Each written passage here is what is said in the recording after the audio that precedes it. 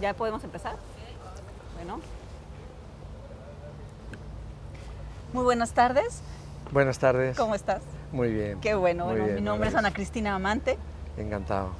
Mucho gusto. Trabajo aquí en el ITESO, en el Departamento de Educación y Valores, y voy a tener el gusto, el honor enorme de conversar contigo un ratito. El gusto es mío y el honor también. Ay, qué lindo, gracias. Muy bien. Bueno, pues un poco contarte lo que me pasó cuando me enteré que iba a tener el gusto de platicar contigo.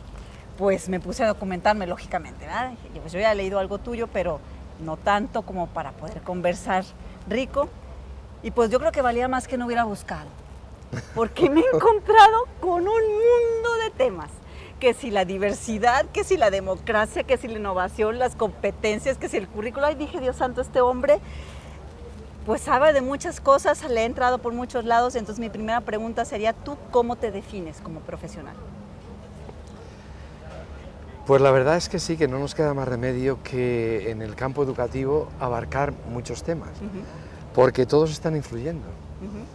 Y para poder tener una idea, aunque sea mínima, que te ayude a comprender las situaciones problemáticas de la educación, tienes que abarcar muchos campos, de la psicología, de la antropología, la sociología, la economía, luego la organización, el currículum, las disciplinas, pero esa es la grandeza y al mismo tiempo la miseria de nuestra profesión, que es tan compleja como el ser humano, porque nosotros nos dedicamos a intentar ayudar al crecimiento del ser humano.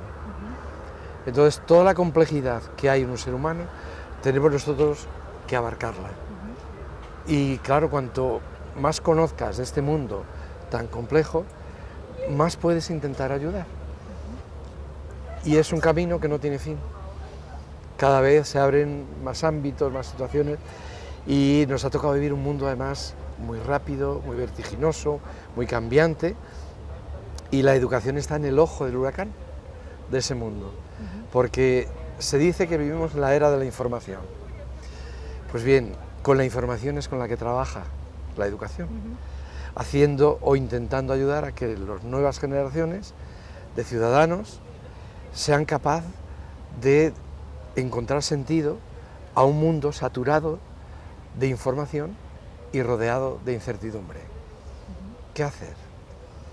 Pues... Ay, sí, ese es el asunto. Claro, ¿qué hacer?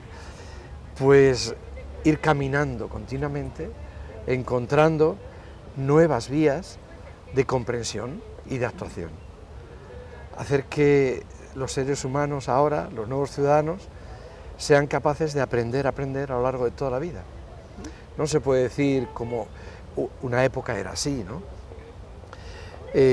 La sociedad estaba estabilizada, los trabajos estaban más o menos estabilizados, el conocimiento se transmitía de generación en generación el mismo, y entonces, bueno, pues tú podías estar 5, 6, 7 años en la escuela y con eso que aprendías te valía para toda la vida. No, ahora no. Las profesiones cambian, las sociedades cambian, las culturas cambian, vivimos en un mundo global multicultural y entonces tenemos que ayudar a los niños, a las niñas, a los jóvenes, a los adultos, a que aprendan a aprender a lo largo de toda la vida y que sean capaces de vivir con sensatez y con solidaridad en un mundo cambiante. Pues sí, se oye muy sencillo, te escucho y digo, pues sí, tiene toda la razón. Pero fíjate, nuestro país tiene un problema muy fuerte, no muchos problemas, pero hablamos de educación. Tenemos un fuerte rezago educativo, tenemos problemas tan simples o de cosas tan básicas como comprensión lectora y que la mayoría de nuestros niños no lo entienden, y no solo nuestros niños, o sea, tampoco los jóvenes, aún en la universidad los jóvenes leen y no comprenden lo que leen. No tienen lectura comprensiva. Y hablamos de matemáticas y pues con trabajo si saben multiplicar y dividir y si hablamos de cosas más complejas pues no las entienden. Entonces yo otra de las preguntas que me hago es ¿qué hacer? ¿Por dónde empezar en un país como el nuestro, un país en vías de desarrollo, que a mí ya me da risa decirlo, porque desde que me acuerdo está en vías de desarrollo y no ha logrado todavía dar el paso? ¿Cómo tenemos, o por dónde tenemos que empezar, no? Mira, yo creo que no solo aquí, en México, que yo conozco muy poco, y hablo fundamentalmente de lo el territorio y el contexto que conozco, que es España y Europa. Pero yo creo que es un problema universal. Es en España, en Europa, aquí en México, etc. Y es el desfase que se está produciendo entre la escasa evolución que ha habido en la escuela y la enorme evolución y rápida que ha habido en la sociedad. Entonces la escuela está desajustada y lo reconoce todo el mundo. Tenemos una escuela adaptada a las exigencias del siglo XIX y estamos viviendo en el siglo XXI. Todo ha cambiado. Ha cambiado los hospitales, las profesiones, la industria, la sociedad, la comunicación, las relaciones humanas, todo menos la escuela. La escuela es una sociedad, se dice que si alguien se hubiera hibernado a finales del siglo XIX o a primeros del siglo XX y ahora despertara, para no volverse loco, se iría a la escuela, porque es un territorio y un contexto que conoce. Y ese reto lo tenemos todos los países.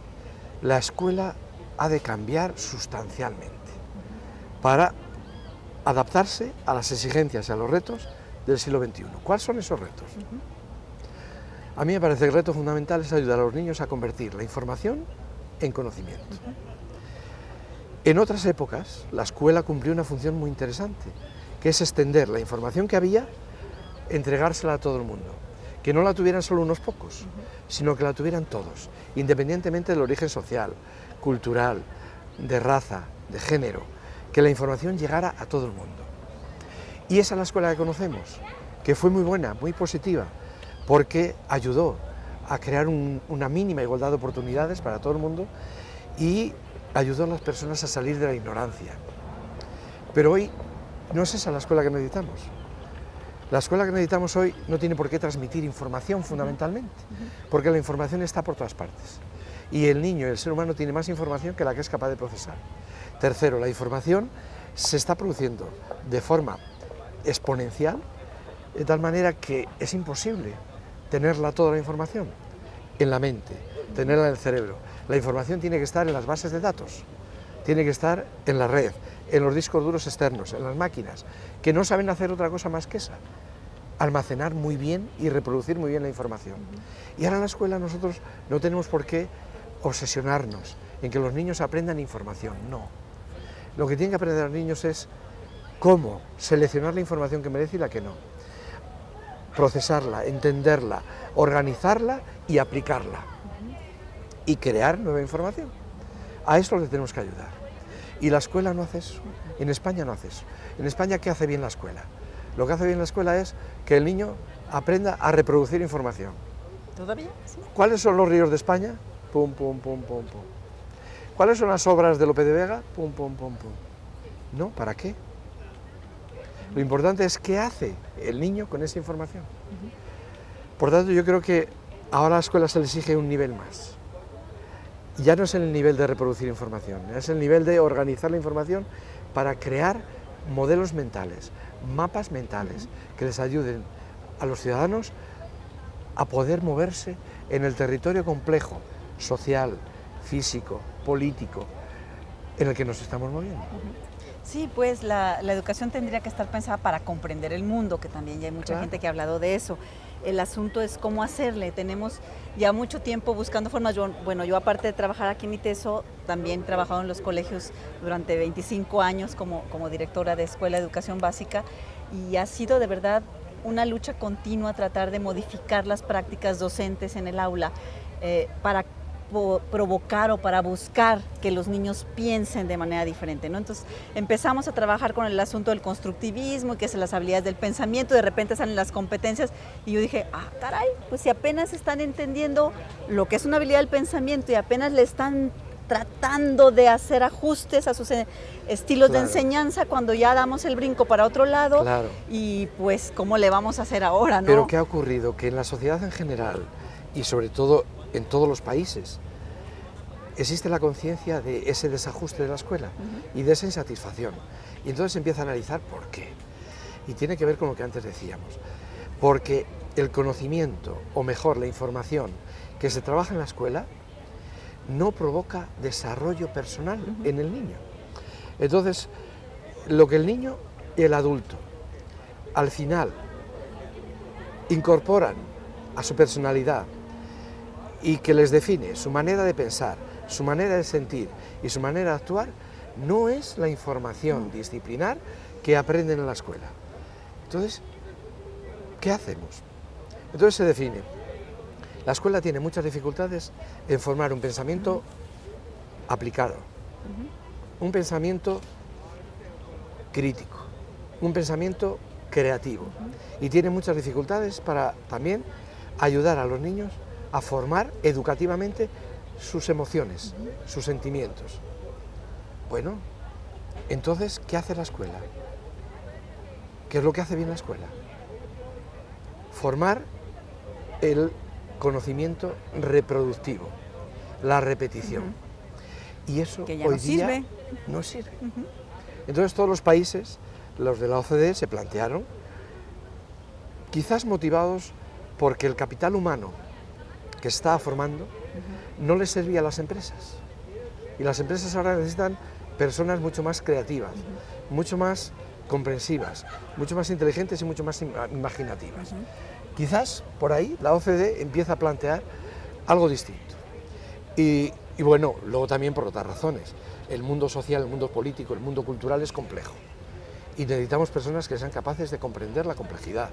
Ciudadanos que seamos capaces de respetarnos a nosotros mismos, entender las diferencias, respetar las diferencias, etc. Y entonces se dice, bueno, lo que tenemos que intentar trabajar en la escuela es aquello que influye en la personalidad de los nuevos ciudadanos, en la personalidad de los ciudadanos. ¿Y qué es lo que influye? Pues influyen esos aspectos que estaban olvidados, que es las emociones, los sentimientos, los conocimientos, evidentemente, las habilidades y las actitudes. Pero